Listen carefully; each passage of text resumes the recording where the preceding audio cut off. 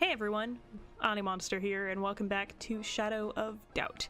Today we're talking about Rielle, another one of my friends who really likes glitchy games and really was the inspiration for Rielle's recruitment level and, in general, getting Jack into the story, actually. Which in the end worked out really well for us, but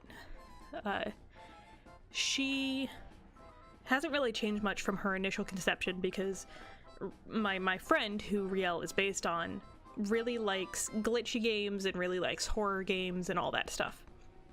So Rielle is basically the character who is self-aware. Think, spoiler alert for Doki Doki Literature Club, think Monica, where she's in the code, she can kind of shift things around, but unlike Monica, she puts limits on herself because she is aware that this is a game and she knows that people are playing to have fun and she doesn't really want to ruin that.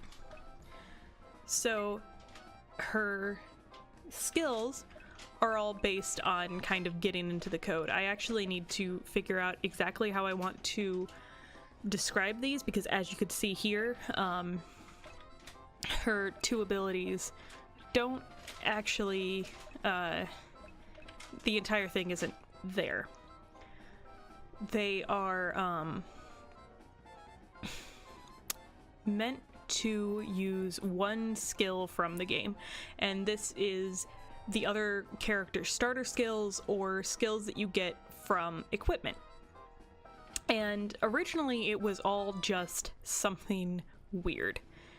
This was the original one, and I didn't have something odd, but when I went and figured out how to, there was something that I had to change in the back end, and it ended up messing up the way that something weird worked so that all abilities would be used on your target, which included stuff like healing abilities and buffs. And I didn't really want that because I felt like that was, it felt like it was too punishing for, the type of character I was going for. So she ended up getting two skills, something weird and something odd. Weird targets enemies. It is currently not working, sadly. And odd targets her. And it can use abilities that you wouldn't get until the very end of the game. That one in particular is actually something you don't get until the last level of the game. Now, something about this is that it does not use once per battle skills, because those are so powerful that I didn't really want to have the option of randomly getting one of those, especially if you just used the person's actual once per battle skill.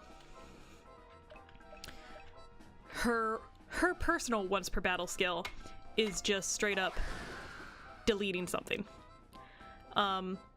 Sadly, I am still working on the finer points of that. I need to tweak a lot of stuff in combat still, but that's what her general kit is, and I really like it. I like this idea that the character who is in the code is trying to just mess with things in a way that's more fun without necessarily breaking the game. Her equipment,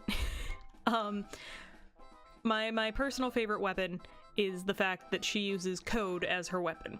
She is quite literally just attacking with code. And then her green shawl, which is just how she was designed, with this green shawl and a red shirt, and she stands there and kind of glitches. If you think of like Antisepticeye, she kind of has a similar always glitching sort of motif going on. Now, the thing about Rielle is she is the slowest character in the game.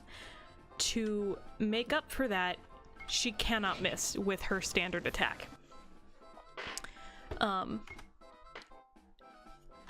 And she also has the largest default strength out of anyone.